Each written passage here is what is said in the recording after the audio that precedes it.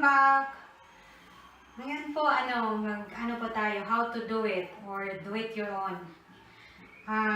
Gagawin ko is maghahasa ng to sharpen my knife.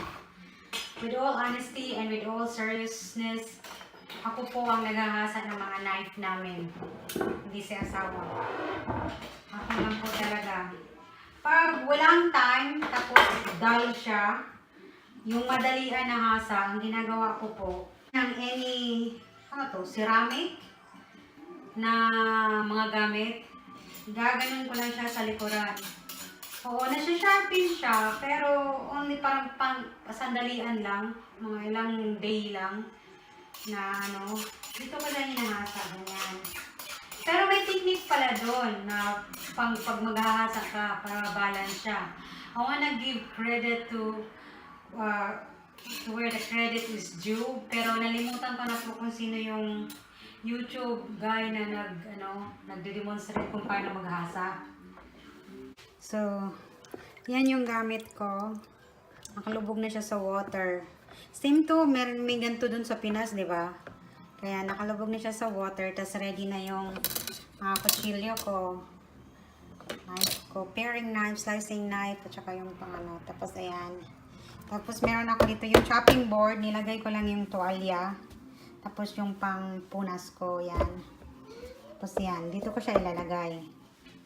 Yan. Yan, dapat level po yung surface. Ayan, tingnan natin. Ganyan. Tingnan natin yung malaki. So, linis na to siya. Ang gagawin pala dapat balance eh. Sa center, di ba po natin nga, ganito po ako hindi ko po alam kung paano yung iba, pero this is how I do it. How to sharpen my knife. Effective po siya. So, ganyan. 1, 2. Kung ilan yung dito sa right, same din po sa left. Pero dapat same angle po siya. Yung dalawa na yun, di ba? Pero sa left, ganun din. Dalawa. Sa right, dalawa. Yan. Yan. Pag ganun po. Ganyan, dalawa. Sa nakikita ko mostly before, kahit nung ako, ganyan-ganyan lang straight, hala, ganun. Tapos ganyan. Hindi po. Dapat balance siya, equal po siya. Kung paano maghasa. Ganyan. Ito, dapat nila. Mapikil mo naman na same angle yung ginagawa mo eh. Ganyan.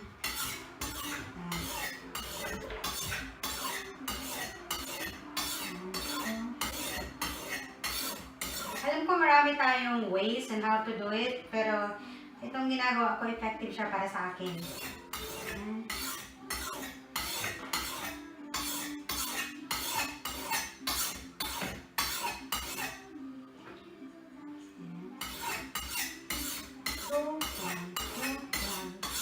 Ang suggestion pa nga ng lalaki, sabi niya, ganyan. Parang nakakalaylay sa arms. So, ang ginagawa ko, 2 or 3. Ganyan. Close up na po. 1, 2, 2.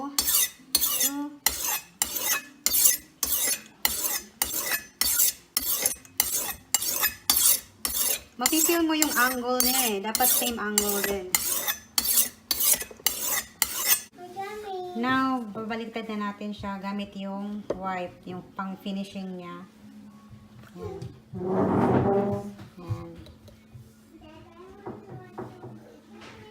1, 2. Ito yung white or light gray, pang-finishing na siya. Yan. Yan lang. Mapipil mo yung dapat po. I-guide nyo yung knife nyo. Hold it somewhere na pwede nyo siyang i-push din. Kasi hindi lang ito yung arm, right arm, yung nagpo-push. Ito din pwede ito siyang i-push. Ito yung mag-guide. So, dapat i-hold mo siya dito. Ganyan. So, ganyan. Tapos, lipat lang. Ito lang yung ganyan sa siya yung nagdidiin. Ito, ito. Yan. Siya yung nagpo-push. Aside from dito, ito din ginagamit. Yan. So, sa kabila tayo. Same. I-guide ang kamay ng right ng wala, ng kaliwang kamay. Yan. Ganyan. Yan.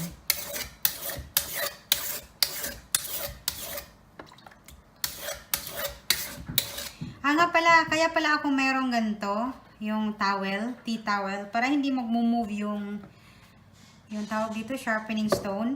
O, yan. Kaya may tea towel ako para hindi siya mag-move. Yan. Yan. Yan, o.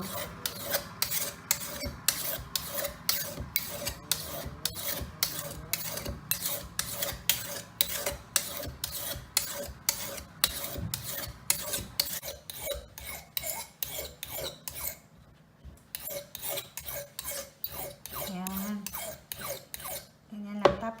Tapos na siya. Dito lang po sa light gray. 1, 2, 1, 2. Ito. Kangilo. Para kung ayaw kong siyang i-touch. Ouch! Mapifeel mo yung sharpness niya. Ayan, oh. Hindi ko yun inano. Parang ginanon ko lang. Napaka-sharp. Oh my God.